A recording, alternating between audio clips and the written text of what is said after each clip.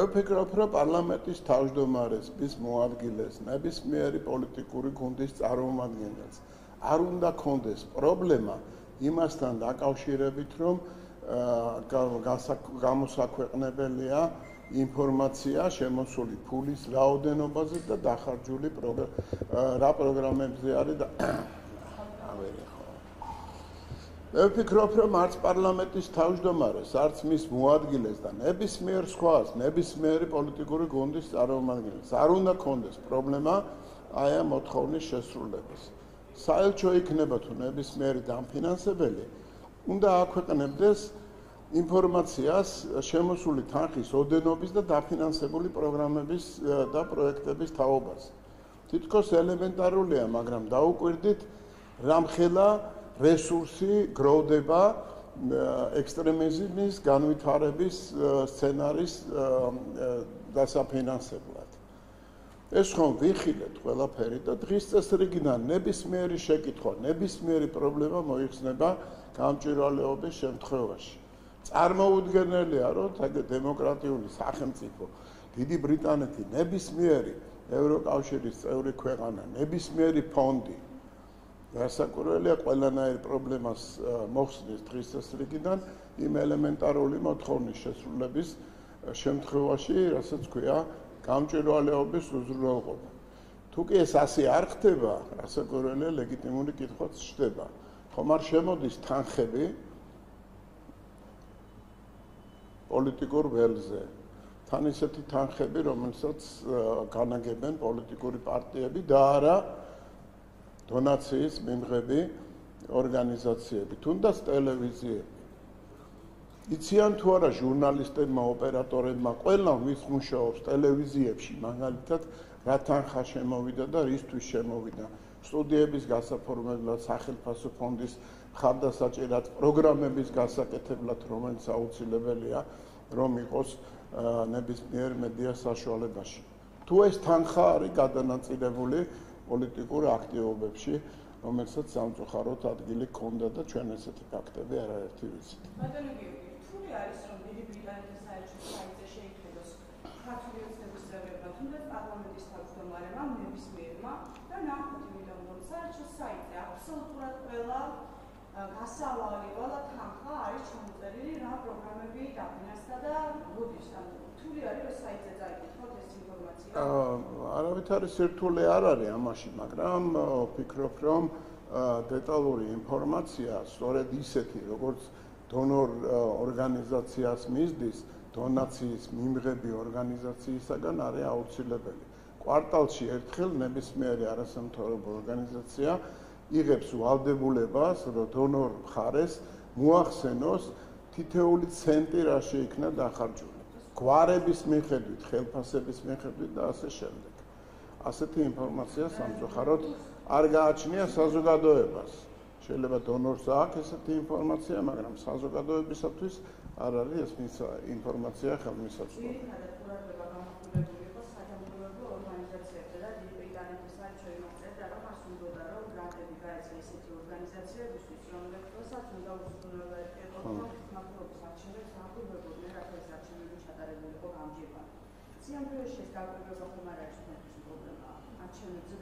არანაირი პირიქით არჩევნებზე რაც მეტი იქნება დამკვირვებელი, ჩვენთვის უკეთესია. რაც მეტი იქნება დამკვირვებელი და კომისიის წევრი, რომელიც არის ოპოზიციის წარმომადგენელი.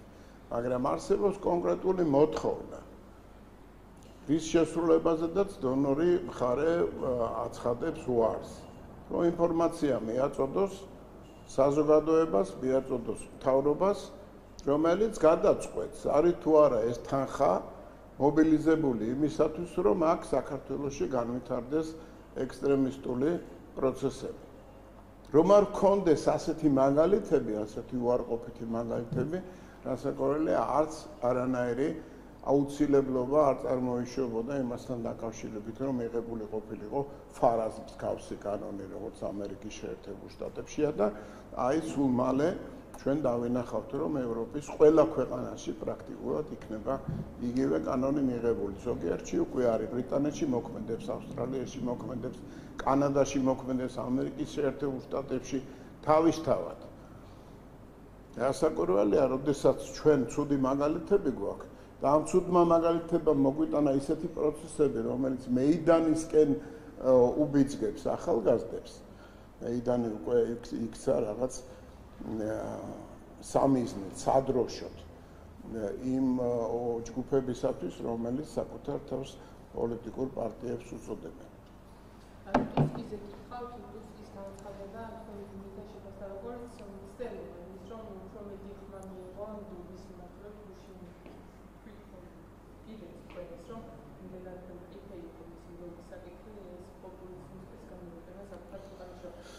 მნიშვნელოვან წილად მე არ მეთქვამს, რომ ეს მხოლოდ მაგიტომ იყო. რასაკურველია, ჩვენ დავინახეთ საკმაოდ რთული პოლიტიკური ვითარება პოლონეთში. არ გააჩნია მართლ პარტიას ის რაოდენობა სეიმში, რომელიც დაძლევს პრეზიდენტის სავარაუდო ვეტოს გარკვეულ კანონებთან დაკავშირებით. ეს ერთი ურთულესი პრობლემა, რომელიც უახლოესი 5 წლის მანძილზე ექნება მართლ პარტიას, თუ კი იგი რასაკურველია დარჩა კვლავ ხელისუფლებაში. ეს ერთი. და მეორე ძალიან მძიმე განხილვები იყო სეიმში მთავრობის მიმართ ნდობასთან დაკავშირებით. და ამ ფონზე ასეთ ვითარებაში რასაკურველია ეს განცხადება არის იმ კონტექსტში განსახილველი, რასაც ქვია გადატანა საკუთარ ქვეყანაში პრობლემებისა გარკვეული სხვა მიმართულებით, ყურადღების გადატანა საზოგადოებაზე. მე არ მგონია, რომ პოლონური საზოგადოება, პოლონელი ხალხი ამას მხარს უჭერდეს. ძალიან ბევრი ტურისტი ყავს, ძალიან ბევრი სტუმარი ყავს, ძალიან ბევრი მეგობარი ყავს პოლონეთში. ქართველებს ზოგადად, საქართველოს. და რასაკურველია მე დარწმუნებული ვარ, რომ ხალხი ვინც აქ ჩამოდის, ნახულობს სიტუაციას, კარგად ერკვევა ვითარებაში, დადებით ინფორმაციას ჩაიტანს საკუთარ ქვეყანაში და კიდევ უფრო მოიმატებს საზოგადოებებს შორის ურთიერთობებს.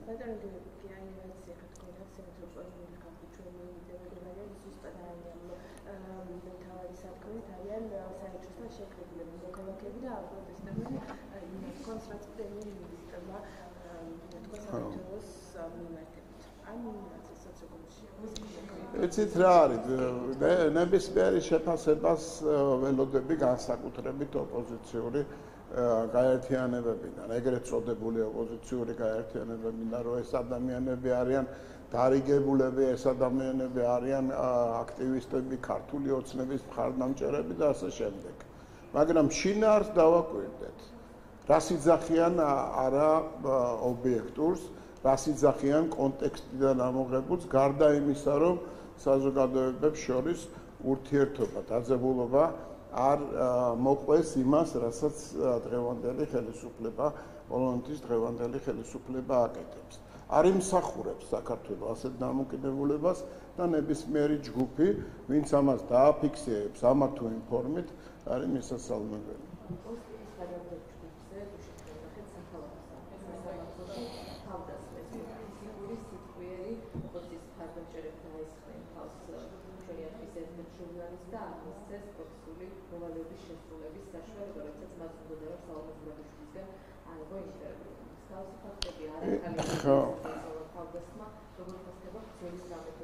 ისე ჟურნალისტებზე თავდასხმა ზოგადად არის სერიოზული დანაშაულები, ვინაიდან ინფორმაციის მიწოდება აყურებლისათვის, რომელი პოლიტიკური ხასიათის და შინაარსისაც არ უნდა იყოს, არის აუცილებელი. რათა საზოგადოებას ჰქონდეს საშუალება სწორი გადაწყვეტილება მიიღოს ამა თუ იმ ვითარებაში, როდესაც მით უმეტეს წინ ძალიან მალე არჩევნები გველოდება. მაგრამ ეს თავდასხმა, რომელიც ჩვენ ახლა ვიხილეთ, ცდება გარკვეულ პოლიტიკურ აგრესიასაც კი საერთოდ რაც ახასიათებს აი ამ ექსტრემისტულ ჯგუფებს. მაგრამ აქ არის ერთი საგანგებოდ მნიშვნელოვანი საკითხი. გარდა დანაშაულისა, რაც ჩადენილი იქნება ჩვენ თვალწინ, არის საგანგებოდ მნიშვნელოვანი საყურადღებო თემა. ის რომ ადამიანებმა წაახალისეს ახალგაზრდები ჩაედინათ დანაშაული, მათ შორის მძიმე დანაშაული, როგორც არის კეტის ჩართვა პოლიციელისათვის, რასაკვირველია, იმსახურებს გაცილებით უფრო მეტ ყურადღებას, ვიდრე ის გარემოება, რომ სალომე ზურაბიშვილმა ერთი სიტყვა მაინც თქვას, რომელიმე ეთერში სულ ერთია იმასთან დაკავშირებით, თუ რატო რისთვის მოვიდა სასამართლოში და როგორ აფასებს საერთოდ იმ ვითარებას, რაც დღეს საქართველოში შეიქმნა. მისაღებიც რო არ იყოს ქართული ოცნების მხარდაჭერებისათვის საინტერესოა. და რასაკვირველია ამ ვითარებაში ხელშეშლა ჟურნალისტის საქმიანობაში არ არის მხოლოდ რაღაც ხულიგნური გამოვლინება. აქ გარკვეული აზრი და მიზანი დევს. საზოგადოებას ეს ინფორმაცია არ უნდა კონდეს. საზოგადოება მხოლოდ ერთ რამეზე უნდა იყოს მობილიზებული, განსაკუთრებით ახალგაზრდობა, რომ როგორმე არ დაეცეს ის მუხტი, რომელიც აუცილებელია საქართველოში მეიდნის და სისხლისღვრის მოსაწყობად.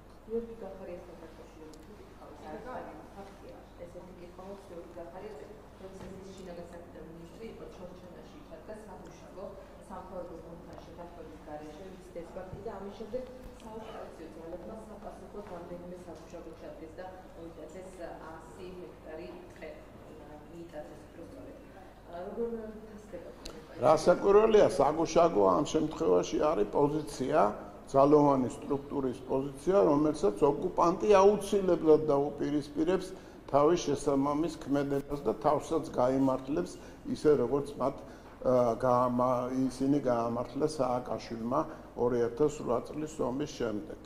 მიეცემა საშუალება, რომ ისაუბროს იმ აუცილებლობაზე, რომ უნდა მათი საპირისპირო ზომები ყოფილიყო მიღებული. და ეს არ არის მხოლოდ საგუშაგოს გადმოტანა, დამატებითი ტერიტორიების მითვისება. ეს არის კიდევ ერთი საგანგებოდ მნიშვნელოვანი მძიმე თემა, რაც უკავშირდება ახალგორის სრულ ჩაკეტვას, იქიდან ქართული მოსახლეობის ამოძირკვას და სერიოზული ზომების მიღებას იმისათვის, რათა ეს მიმართულება ყოფილიყო დახურული. ამას მიაღწია გახარია და ეჭვს რასაკვირველია ის ფაქტიც იწვევს, რომ ეს მოქმედებები წინასწარ არ ყოფილა განხილული, მიღებული იქნა მისი გადაწყვეტილებით, მისი მოსაზრებით და შედეგი ამან მოიტანა ცუდი და საერთოდ უნდა გავითვალისწინოთ, რომ ნებისმიერ შემთხვევაში საქართველოში ხალხმა უნდა იმსჯელოს შედეგების მიხედვით. და ამ შედეგების მიხედვით ქმედება არის ძალიან მძიმედ უარყოფითად შესაფასებელი. 2 წუთში უნდა წავიდე. არა, ეხლა არ გამორიცხული. გამორიცხული არ არსებობს. ბოლო კითხვა. ბოლო კი მაიქ თქვი რომ 5 წუთი მითხარი. მე არ არსებობს. გამაკა. ხო. ადამიანები დააჯერებეს ბატონო გიორგი ფეისბუქის. ორი კითხვის გამო რამდენი იქნება ეს მასშტაბური დაჯერებები? საერთოდ გირჩევდით ყველას, რომ გააშუქოთ რა ხდება ამასთან დაკავშირებით ევროპულ ქვეყნებში. რასაკვირველია, რომ არ მისცეს საშუალება პროცესებს განვითარდეს აგრესიული მიმართულებით, სახელმწიფოები ღებულობენ ზომებს. მათ შორის არის ზომები აი ამ აგრესიისგან დასაცავად. ეს არის ფსიქოლოგიური ტერორი, რასაკვირველია, არც ერთი მიმართულებით ამას ადგილი არ უნდა ქონდეს. სულ ეხლახანს გაასამართლეს არაერთი ადამიანი, თუნდაც გერმანიაში. ევროპულ ქვეყნებში ჩამოთვლილია სტატისტიკა, ვიცით რა ხდება, ვიცით როგორი კანონებია შემოღებული. ეროვნული უსაფრთხოებისათვის ერთ-ერთი საგანგებოდ მნიშვნელოვანი თემაა ის, რომ საზოგადოების წარმომადგენელთა შორის არ მოხდეს შეჯახება. რასაკვირველია, აი ესეთი თავდასხმები, მით უმეტეს, როდესაც დაგეგმილია და ამის უკან კონსპირაციული გეგმა უნდა იყოს კანონის ძალით შეჩერებული. წინააღმდეგ შემთხვევაში საქართველოს ძალიან რთული მომავალი ელოდება. დიდი მადლობა.